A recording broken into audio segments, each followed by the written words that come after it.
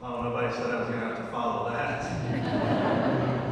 we definitely have some talented nieces and nephews. It surely skips a generation, let me tell you.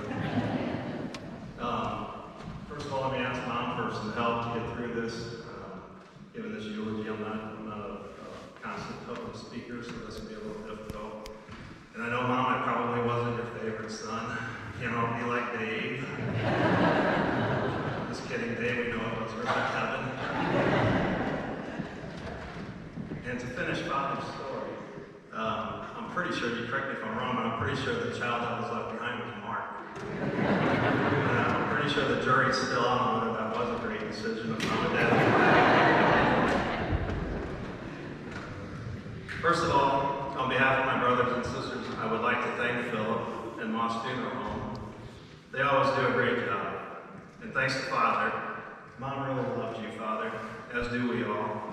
So much so that we waited for you to get back from your annual trip to pick up home in sunny Florida in January. Sorry to make you jump back into work so quickly on the heels of such a daunting task. Seriously though, if there were a Hall of Fame for priests, you would definitely be in it, Father.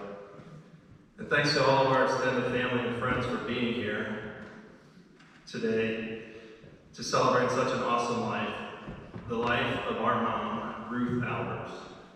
When I was asked to do a eulogy for Mom, I thought, how in the world could I possibly do justice to this woman's life in a mere 5-minute speech? And I promise Ann, I'll keep it to 5 minutes. It's utterly impossible. She meant so much to so many. She accomplished so much, starting out with so little. From farm girl to devoted wife, to loving mother, to college graduate, to career woman. She could do it all. She could have been anything in life. She had the intelligence to become a great philosopher, the kindness to become the next Saint Mother Teresa, the charisma to become a powerful world leader. I truly, truly believe this. She once told me that she thought she would have liked to have been an archaeologist, of all things. I have no doubt that had she chose to become an archaeologist, she would have been a great one. Man, are we kids lucky she chose speed over shovels. But in this, her chosen field, motherhood, there was none better. She was mom par excellence. Which brings me to this picture up here. If I can find my place back. I want to take just a few minutes to talk about this picture. If you can't see it, it was at the front church when you came in. It is a picture of our family, Speed and Ruth's family. It was taken in 1974 in Humphrey's studio in Germantown. This picture has always been one of my favorites. Back in 1974, my older siblings decided it would be cool to surprise Mom and Dad with a picture of all of us. And somehow they pulled it off. How in the world they did it is a mystery to me. We all got dressed up in our 70s best, and while Albert's hair was untangled and brushed into submission, then we all sat still just long enough for Mr. Humphrey to snap this epic shot. It's a minor miracle that they were able to accomplish this. I don't remember how we gave this to Mom and Dad, or exactly when, but I bet she was overwhelmed with joy when she saw it for the first time. After all, we are her legacy. We were her life's work, all 11 of us. A few years ago, I had this image made into a puzzle.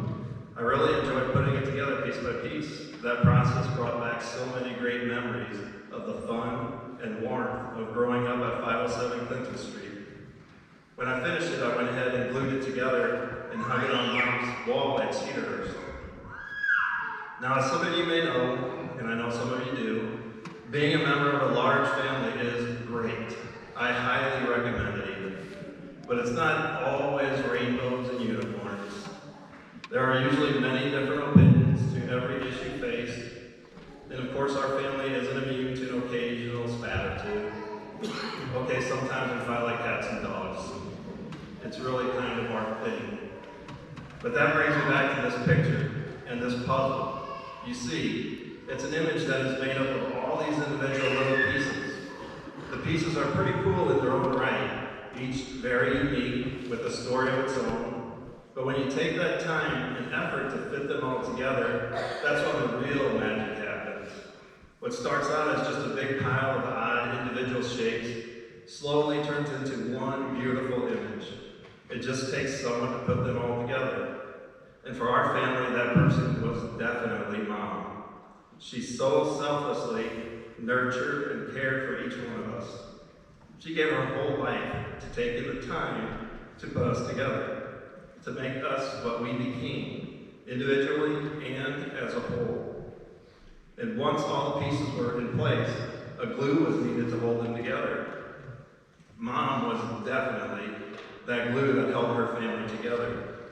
Dad was the guy who gave us that crazy sense of humor.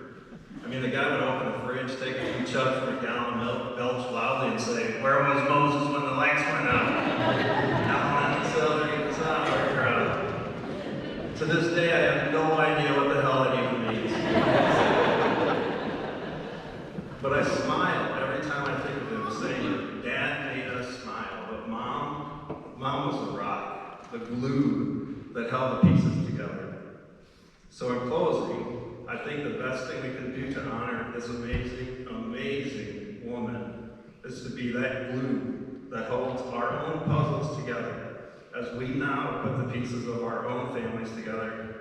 Be like Mom, nurture those pieces and hold them together tightly. She would like that. Thank you.